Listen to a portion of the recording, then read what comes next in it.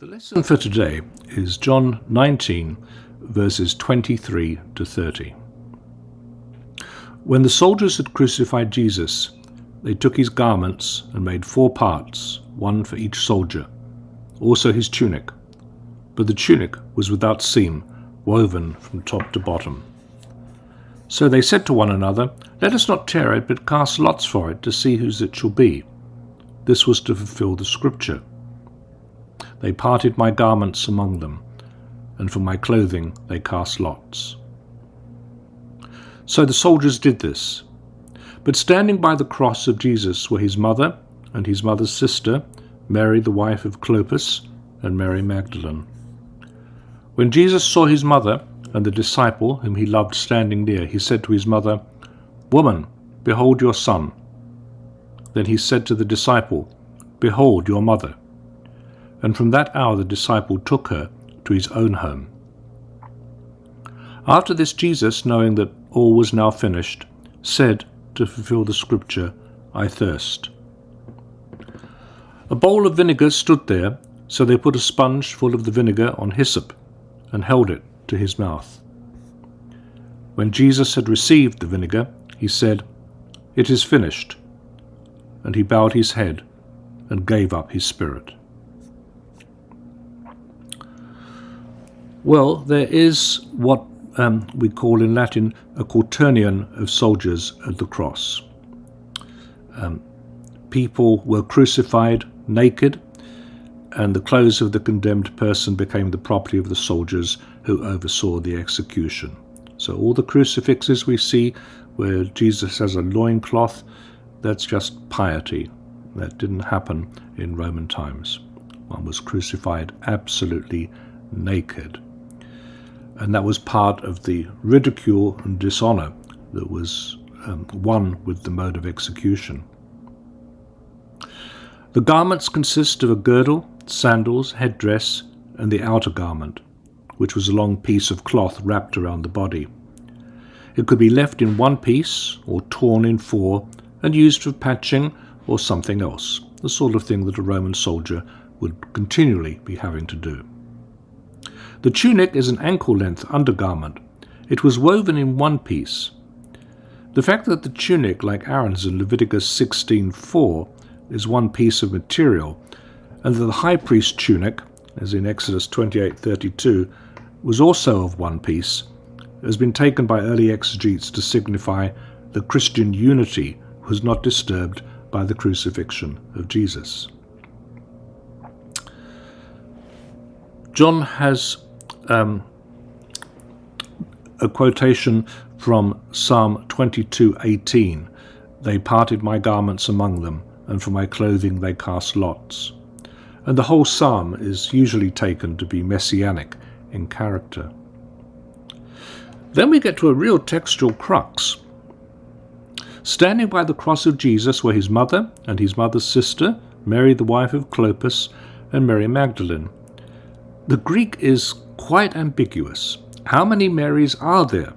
Are there 2, 3, or 4? You can make arguments for each case. 2 Marys, 3 Marys, or 4 Marys.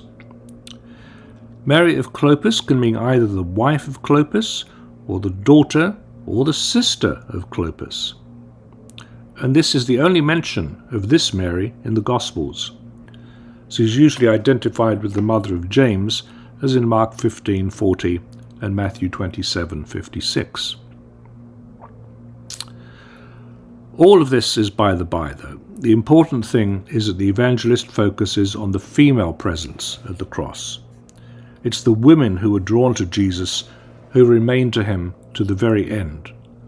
Where, we may ponder, was Peter when Jesus was being crucified? Jesus sees his mother and the disciple whom he loved standing near. Now, we mustn't imagine that Jesus is high up on a cross. People were crucified very close to the ground, so he may only have been a head or more above his mother and the other women who are there. And he says to his mother, "Woman, behold your son." Jesus consigns his mother to the care of a disciple, not to a brother or cousin, none of whom at that stage were believers in him as the Messiah. So at his very death, Jesus introduces a new inflection of family into the world. Mary is grafted onto John's family, just as we're all adopted into the royal family of Jesus.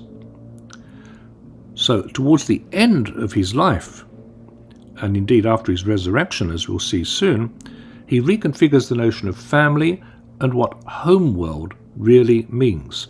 The homeworld now is to be the church, not one's natural family.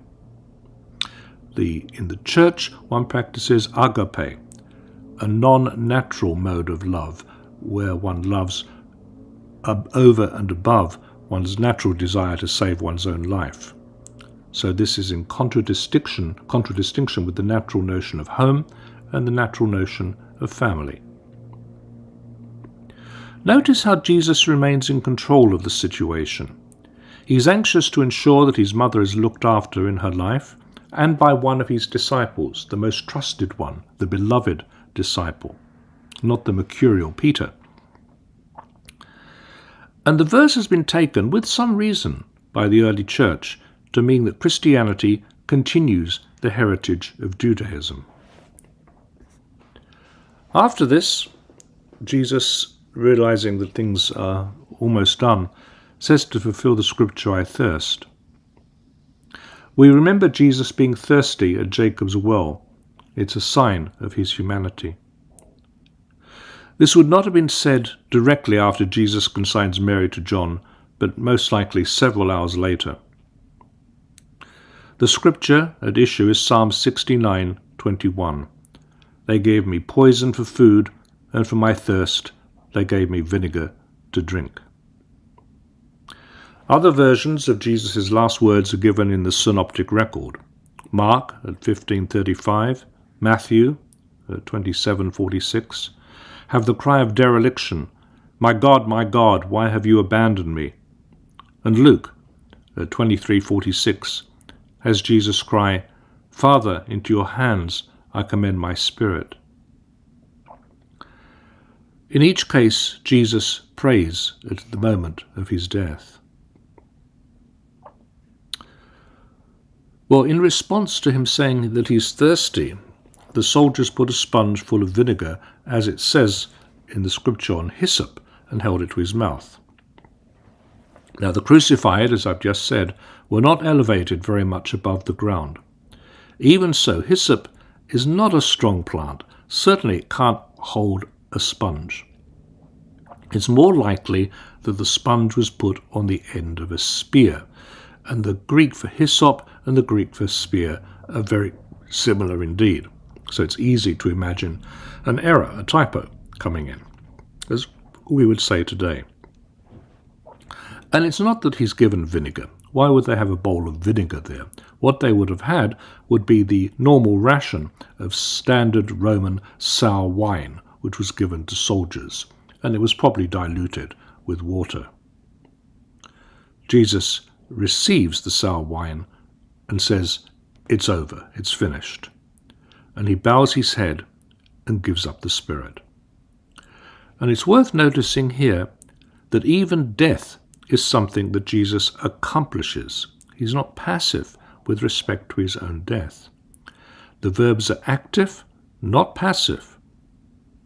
If Jesus bows his head, he cuts off the possibility of breathing and so dies. And he was on the cross for comparatively a short time. We have evidence in the 3rd century of a husband and wife, women were crucified as well as men, being on the cross for 10 days before they expired. Jesus was on the cross for less than 1 day, and he expired.